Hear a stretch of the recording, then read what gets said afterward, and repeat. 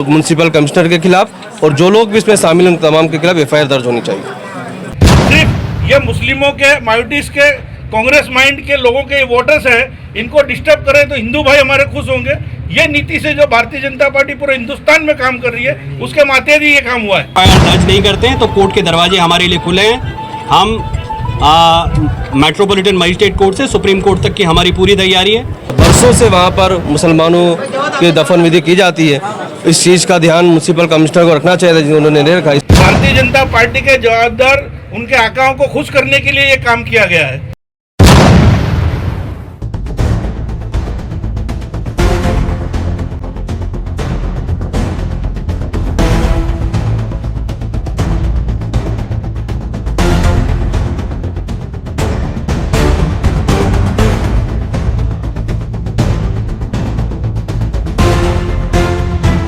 हमारे જે ડેમોલિશન થયું ટેકનિકલી લીગલ છે એટલે એમાં હું નથી માનતો, પરંતુ નામદાર ગુજરાત હાઈકોર્ટમાં એક પિટિશન થઈ હતી, પિટિશનની નકલ પણ આમાં આપણે આપી છે। એ પિટિશનના પેરા નંબર 10માં કોર્પોરેશનના એચ વેદ સાહેબે એવું આશ્વાસન આપ્યું હતું કબ્રસ્તાનની કોઈ પણ જગ્યાને અમે નુકસાન નહીં પહોંચાડીએ। એમણે આખી કબ્રસ્તાનની દિવાલ તોડી દીધી છે, જે દિવાલ પડવાથી ઘણી બધી કબરોને નુકસાન થયું છે। એની સાથે જે ત્યાં દાદીમાનો રોજો હતો 600 વર્ષ જૂનું છે, જેને ગુજરાત રાજ્ય વકફ બોર્ડે પણ સ્વીકાર્યું છે કે અહીંયા મજાર હતી અને નુકસાન થયું છે। અને જો આ કરવામાં આવ્યું હોય તો બીએનએસની સેક્શન 301 અને આપણી આઈપીસી જૂની 297 મુજબ એ કોઈ પણ વ્યક્તિની લાગણી દુભાય છે। એટલે સાહેબ અમારા બધાની લાગણી દુબઈ છે, કેમ કે કબ્રસ્તાનમાં અમારા મરહુમીન, અમારા બુઝુર્ગો, અમારા વડલાઓ આરામ ફરમાવે છે ત્યાં સાહેબ। તો એની અંગે સાહેબ અમારા જે વાસિફભાઈ છે એ ફરિયાદી છે અને પોતાની ફરિયાદ આપવા માંગે છે અને અમારી રજૂઆત છે કે આપ એફઆઈઆર એમાં દર્જ કરો અને કોગ્નિઝેબલ ઓફેન્સ છે। એટલે સાહેબ અમારી રિક્વેસ્ટ છે કે આપ એમાં એફઆઈઆર દર્જ કરો અને આપણા પીએસઓને કહો કે અમારી એફઆઈઆર લઈ લે, અમે એફઆઈઆર લખાઈ દઈએ અમારી। ત્યાંના આગેવાન કાઉન્સિલરને સ્પષ્ટ કીધું હતું કે કબ્રસ્તાનની કોઈ પણ વસ્તુને અમે અડીશું પણ નહીં, છતાંય આ કરવામાં આવ્યું છે તો આ ફરિયાદ તમારે લેવી પડે છે, લેવા લાયક છે।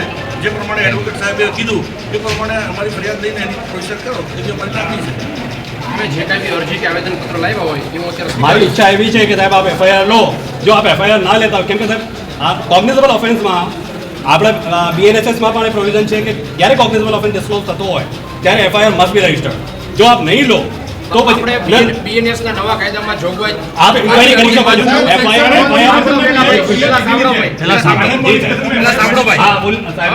છો।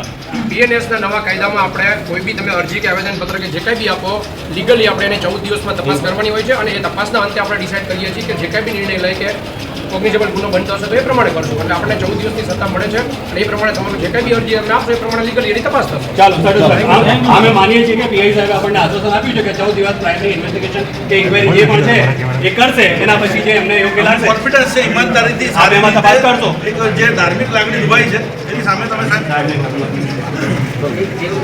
એ રાખી દો અમારું okay, thank you sir.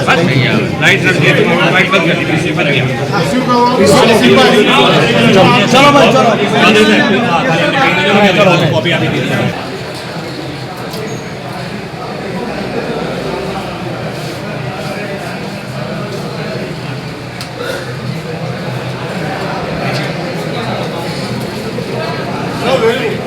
Shamshad Pathan, state president APCR Gujarat. आज किस मुद्दे पे आप पुलिस स्टेशन में आना होगा? आज हम वासिफ भाई की कंप्लेन दर्ज करवाने के लिए आए थे, एफआईआर देने के लिए, जिसमें आज की कंप्लेन में हमने पुलिस को ये कहा है कि जो चारतोड़ा में आपने डेमोलिशन किया है, हम उसके टेक्निकल इश्यू में अभी आज नहीं जा रहे हैं, लेकिन चारतोड़ा कब्रिस्तान को लेके एक हाईकोर्ट में पिटिशन हुई थी जिसमें अहमदाबाद म्यूनसिपल कॉरपोरेशन के एडवोकेट विर्क साहब ने हाईकोर्ट को ये एश्योर करा था कि चारतोड़ा कब्रिस्तान के किसी भी हिस्से को डिमोलिश नहीं किया जाएगा।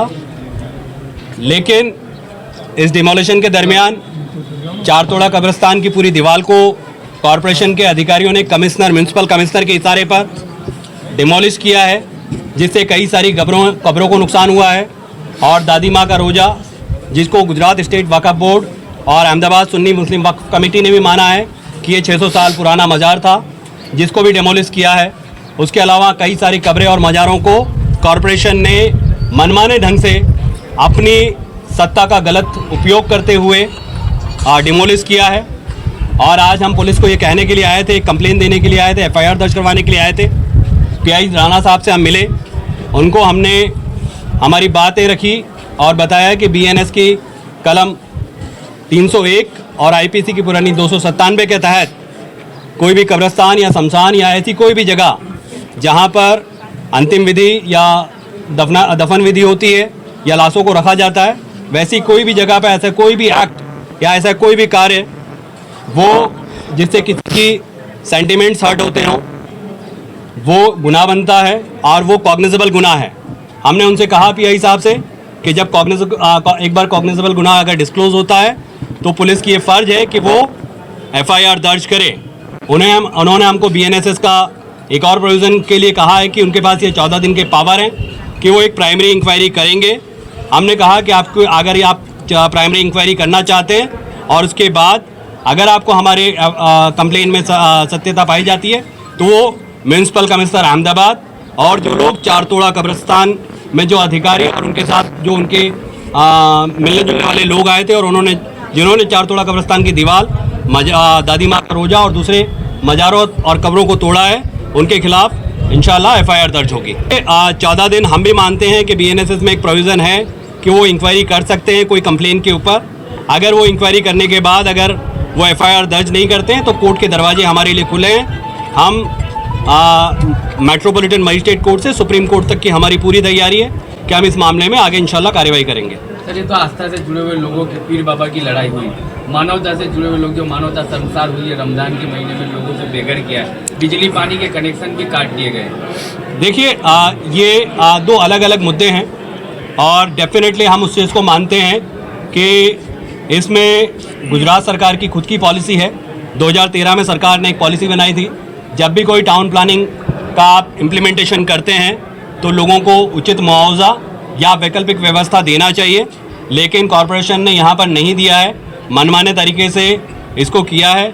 अगर चार तोड़ा के लोग इस लड़ाई को आगे लड़ना चाहेंगे तो APCR और तमाम संगठन और तमाम पक्ष के नेता जो आज हमारे साथ यहाँ पर मौजूद हैं, अलग अलग पार्टी के कॉर्पोरेटर्स हैं, अलग अलग पार्टी के कार्यकर्ता हैं, तमाम लोगों के साथ मिलकर इसको राजनीतिक तौर पर और कानूनी तौर पर भी इंशाल्लाह लड़ा जाएगा। कॉर्पोरेटर गोमतीपुर से, गोमतीपुर इलाके में आई हुई हाथीखाई 4 रस्ते से लेकर 16 नंबर की टीपी शहरकोटा टीपी जिसे कहा जाता है, जिसके अंदर ये लोगों ने कॉर्पोरेशन के द्वारा रीडीपी का अमल किया। रीडीपी के अमल में हम लोगों ने तमाम काउंसिलर और स्थानीय लोगों के साथ में पिछले 2 महीने से हम लोग mayor, commissioner, deputy commissioner, state विभाग के तमाम अधिकारियों से हम मिलते थे। हमने बार बार रजूआत की कि आप जो ले रहे हो रीडीपी की ज़मीन, वो इनके खुद की मालिकी की ज़मीन है, ना कि कॉरपोरेशन की के ना सरकार की है। आप लो, लेकिन बढ़तर इनको पहले दो, बाद में आप ज़मीन लीजिए। साथ साथ हमने ये स्पष्ट कहा था कि बिल्कुल बाजू में चार तोड़ा कब्रिस्तान आया हुआ है।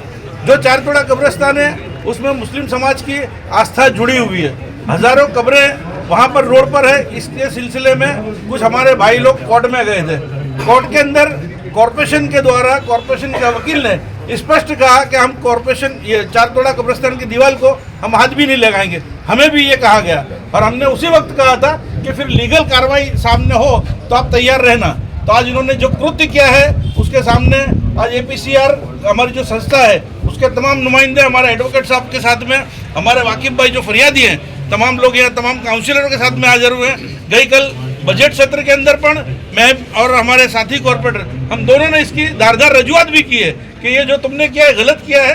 तो हम पुलिस इंस्पेक्टर जो हमारे राणा साहब बहुत ही सूझबूझ वाले हैं, हमको विश्वास है कि 14 दिन का इन्होंने जो कहा कि इसके अंदर नॉर्म से 14 दिन स्टडी करके फिर फरियाद लेंगे, तो हमको भरोसा है ये फरियाद अगर नहीं लेंगे तो हमारी मजबूत टीम एडवोकेट की जो है हम साथ में जिस तरह कहा गया कि हम कोर्ट में जहां तक जाना है हम जाएंगे, इसकी रजूआत भी करने और उसके सामने FIR करने भी। क्या आप लोग गांधीनगर उच्च अधिकारियों को मिलेंगे? हम लोग ने कल CM साहब का टाइम मांगा था, लेकिन विधानसभा चालू होने की वजह से नहीं मिल सका।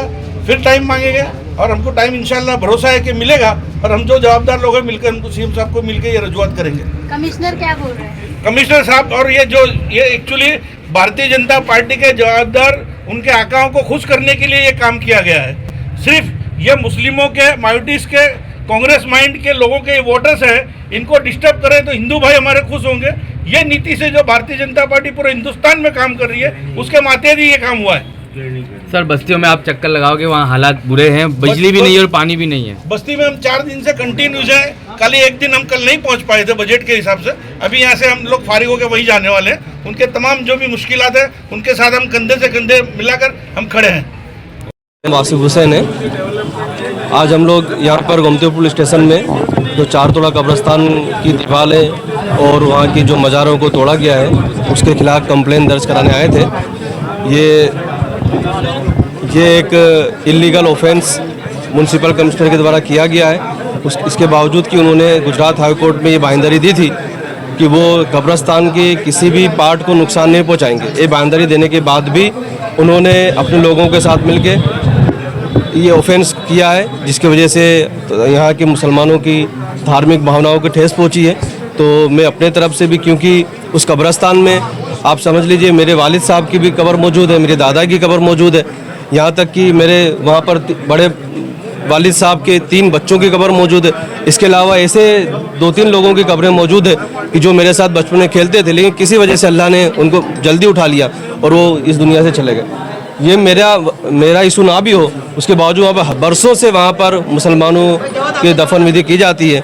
इस चीज़ का ध्यान म्यूनसिपल कमिश्नर को रखना चाहिए था, उन्होंने नहीं रखा। इसलिए हमने अपील करने आया था मैं तमाम लोगों की तरफ से कि ये एक क्रिमिनल ऑफेंस बना है, तो म्यूनसिपल कमिश्नर के खिलाफ और जो लोग भी इसमें शामिल हैं तमाम के खिलाफ FIR दर्ज होनी चाहिए। आप तक समाचार हमेशा रखे आपको आगे।